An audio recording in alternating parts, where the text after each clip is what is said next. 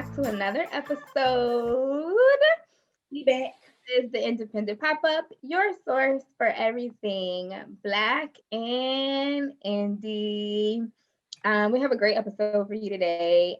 We were able to connect with Christina from Blue Sage Eco Boutique, and her energy is so sweet. She's a nice, calming energy. I know. She's like the yoga teacher I wish I Yeah, that's so true. had. Yes. Her voice is just so calm and she just her whole aura. She's like a ray of sunshine. Yes. She really is. Yeah. And that's definitely going to come through in this interview. So if you need a bit of uplift, this is definitely the episode for you. Absolutely. And we hope you enjoy it. Welcome back, everyone, for another episode of the Independent Pop-Up. Today we have Christina with Blue Sage Eco Boutique. Woo-hoo. So excited to have her today. We're just going to jump right in and, really get into your background and, we like to call it your origin story because we're comic book fans over here. So let's just hop right in. We've had a few conversations with you before, and we know that you have a background in the beauty industry. Could you share that journey and how it led you to opening Blue Sage? Well, yeah. Hello, I'm Christina Arenas, and yeah, I actually started. I worked in a salon and spa in our area. It's over 7,000 square feet, 53 employees, and I started just doing like admin and then managing, and that grew, of course, into wanting to know more about skin, aesthetics, nails, and everything else. So I did get my license in being a full specialist. And then with that license and also combined with my degree, I worked for a national all-natural cosmetic manufacturer as their education coordinator. So I traveled nationally just to educate the consumers, retailers, and I guess sales as well about the products, product knowledge, and the importance of using non-toxic products on our skin. And then from there, I realized there was a disconnect between your average consumer and your green consumer. Mm-hmm. And I felt at that time I could fill that void because I am a green consumer, but also like for things, especially at that time, to just look nice and clean and aesthetically pleasing. So that's when I launched Blue Sage Eco Boutique back in 2013, and it's grown from there. That's so interesting. I love that while you were in that space, you went ahead and got your aesthetics degree. I think that is like, I love that. Just me personally I love that. That's amazing.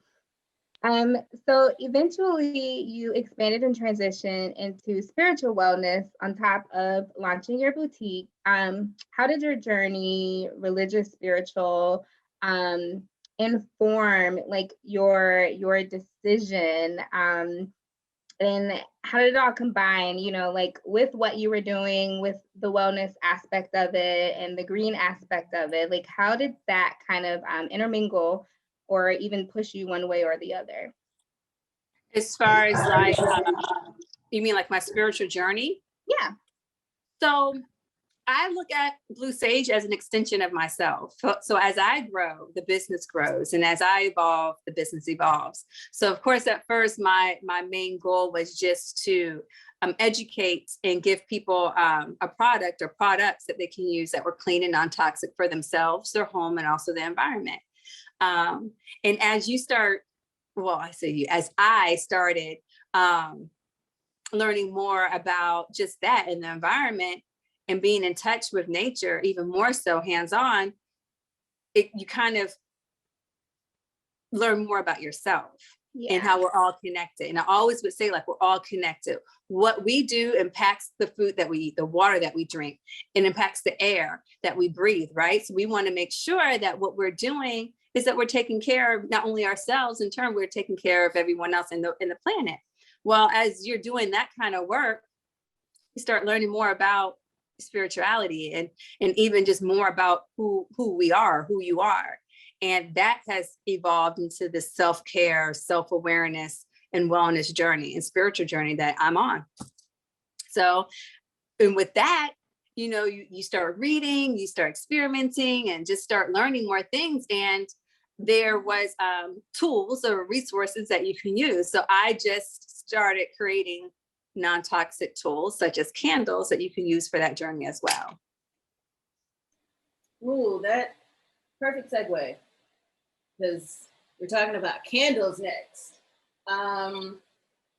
Y'all, Christina literally, I hate to have my back to you, but she literally makes everything, hand pours. And I love your product because there is an affirmation on the back of each of the candles. I'll try to take a picture maybe, but I have one that I actually have on my whiteboard over here that's from your Bloom candle, and it reads, I bloom daily, I accept myself, I love myself wholly and genuinely. And you also give us really good instructions on how to actually burn candles. So, you know, where do you draw inspiration for your products, and, you know, just the affirmations that you create, and, you know, just the product lines, because you clearly have more than candles now, but although candles are your base. Yeah. It's so funny because candles weren't my base when I first started. I started making candles because I love candles. I'm a candle snob, and I wanted clean candles, but I did not, they were very expensive. And so I wanted to make something that was affordable, clean, but also that I liked. So that's how even I got into the candle part. And then the affirmations really came from my daughters. So as they started kind of going through middle school and high school, I started paying attention to their words. And a lot of the words were like self-defeating and self-depleting words about themselves, and not even really being aware of it. Like, oh, I can't do that, or da da da da da. So it was this Buddhist quote. I think it goes, may I be healthy, may I be safe, may I be happy. So I turned that into affirmations to say to them. So with the meditation, the meditate candle, I'm happy, I'm healthy, I'm wealthy, I live my life with ease. So I would text that to them to remind them of who they are. And even though sometimes it might not feel like that we're happy, or that we're wealthy, or that we love ourselves wholly and genuinely, it might not feel like it at that time, but if you affirm it, you start believing it. When you start believing it, you start living it. So that's where that came from. Most of this inspiration came from me wanting to pour positivity into my daughters, especially at that age. And each intention candle came from an experience of myself, or an experience with someone that I knew, and that was something that they needed, and that came to me. So if it helped me, and if it helped people that I loved, then I want to share it with others. Because my main goal is, you know, if we're happy and people around us are happy, everything goes a lot easier, right? Like, that's the goal. Like, it's not, I know happiness always seems like it's a place or you can attain it, but it's literally something within us. And if we can just switch off those negative thoughts with something positive, you know, the world's a better place. I love that. That's so great. So next question, I guess, is knowing that that is like where you started with your affirmations, just with your daughters, and now that you're putting them on your candles and your products, how do you also carry that energy over to your customer base? Like, how do you engage with them with that same kind of energy? And obviously it's important to you, so I know that's something that you want to kind of bring and engage with them. What are some of the things that helps you stay motivated in order to kind of carry that energy over? Well, I have to say, when we had the brick and mortar, it was a lot easier to do that. It was that more, one-on-one connection. And so I can feel energy, very empathic. So it was easier for me. But to do it on social media, which is really the platform that I have right now, I'll be honest with you, I'm not that comfortable with it. But I always say, like, if I can, be able to convey something, or if I see like that the audience or the followers could need something, that message comes through me, and I will share it then on that platform. So I don't know if y'all notice, like, my posts are very kind of sporadic, but sometimes it's like a good message. Well, that's something like that must have been needed at that time for whoever. And so I just kind of lean on that. But how do I engage? Sometimes I do some lives or whatever, but yeah, just depends. Cool. I love the transparency here with that. Like, I mean, let's be honest. Social media is not the easiest space to navigate. And you personally have to be in a good space to be able to like even put out that good energy. So you have to make sure like you're whole in order to like share that message. So I mean, I understand. I get it. It could definitely be challenging. Yeah, for sure. And I think you do a good job in what you do post. And I like that you're intentional, even though it is sporadic, like you're really intentional about what you're putting out there. And I mean, from newbies, from us to you, it's like, keep at it. Keep doing what's comfortable to you, keep sharing the word. And the same way that you did when you engaged in person, like you'll figure out your way to like where your space and where you're comfortable to do that in your digital platform as well. And to be quite honest, just with the whole like pandemic thing, you had that momentum. I finally found, that comfort and that discomfort of sharing myself, right? But then when the pandemic happened, you kind of go within, and I think I just kind of went a little bit, went way back with it. But life's about pivot, so I definitely know how that is. Relatable content. Earlier you spoke about your daughters and how they inspired a lot of the affirmations that you created. How do you maintain your work-life balance? Well, they are adults now. So I really, I've gotten a lot better at balancing my work life, so like right now I had to set boundaries, because at one point, like, someone asked me, are you running your business or is your business running you? Well, my business was running me. And I'm like, how am I supposed to be an advocate for self-care? If you're an advocate for self-care, that means you're setting boundaries, but I'm not even respecting my own boundaries. So of course, no one else is going to respect my boundaries either, right? So what I've been doing is being intentional. I work now Monday through Friday. If it happens to be an event or whatnot that's on the weekends, I hire out for that. If I have time to go and visit or whatever, kind of show face, I will. But I don't put that pressure on myself like I used to anymore. I just don't. I did that in the very beginning. And all I can do is just hope that the work I put in then will show up for me now. Yeah. No, that's amazing. I love that. I mean, boundaries are real in professional and personal life. So kudos to you for being able to do that. Thank you. Thank you. And they're hard. Like one thing, I feel like one thing about boundaries is if you don't put them in place in the beginning, like you can always loosen your boundaries, but people tend to react a different way when you tighten them. So especially like when you change something, they're like, oh, you're acting funny, or you changed. And the answer is yes, I have changed. I start putting myself first. Right. And sometimes that makes people uncomfortable, but that's something that they have to work through. That's not something I have to work through. That's it. Yeah. A word for the people today. Yeah.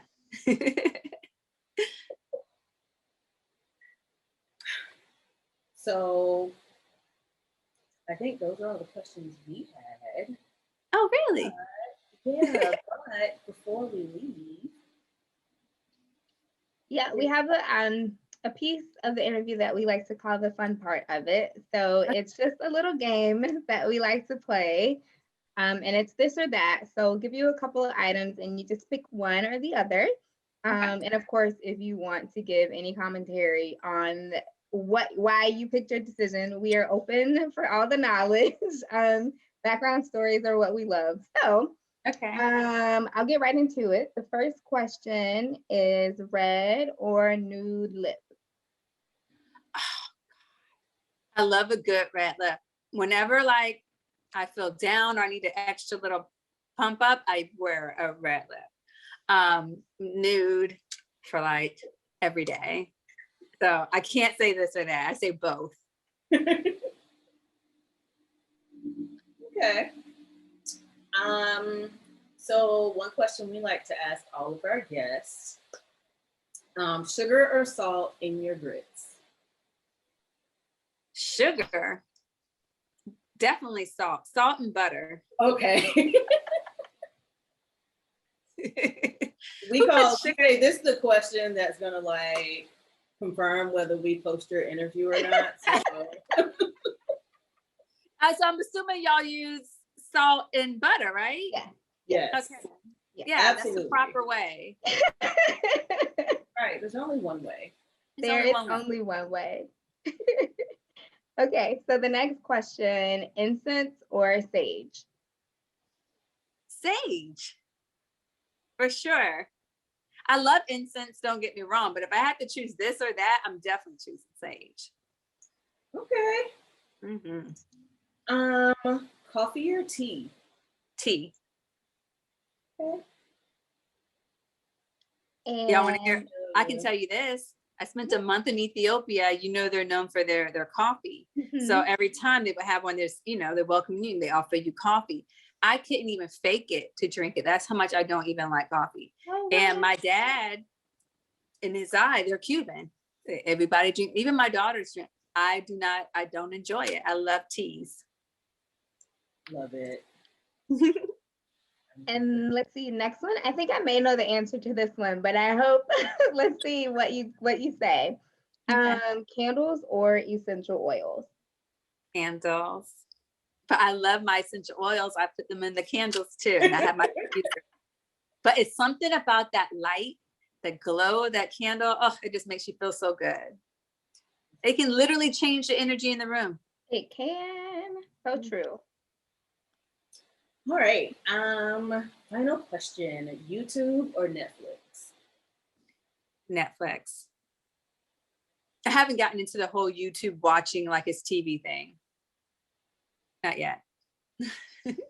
I go through phases. Sometimes I can, and I can just like get a playlist or just set things in order and just watch them back to back to back to back. But I feel you on the Netflix. See, I didn't even know you could do that. I didn't know you could put it in order and watch it. Yeah, I didn't know that. You didn't know that either? No. Yeah, you can make you like a watch list. I had no idea. Yeah. Interesting. It does. It does. It does. I wasn't going to say that, but I'm like, okay. Yeah, no. That's hilarious. Ooh.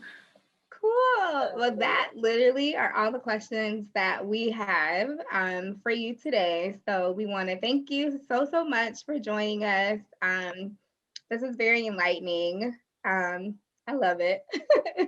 Thank you. And thank you guys for having me. I enjoyed myself. Great. Yeah. Co-sign everything Sherry just said. This was wonderful. Let the people know where they can find you. Social media, website, all the things. Yeah, for sure. So my website is blue-sageboutique.com. And my Instagram is Blue Sage Boutique. My Facebook is Blue Sage Eco Boutique. I do have a YouTube channel. I plan on utilizing it more, and it's Blue Sage Eco Boutique as well. I love I do. I have one more question now Yeah. that we're getting ready to sign off. If for those who haven't tried anything from your brand, from your boutique, what would you recommend as the first item that they should purchase? The first item, I would have to say, so not just like which candle I would suggest. I mean, anything. If someone was just like, okay, I'm gonna buy a couple of things from anything, give me like your top 5 things that you would say is like a must-have. Okay, I'm going to pick for each selection 5 Okay. things. Yeah, The 5 things meditate intention candle, sweet sunrise. Everyone loves sweet sunrise.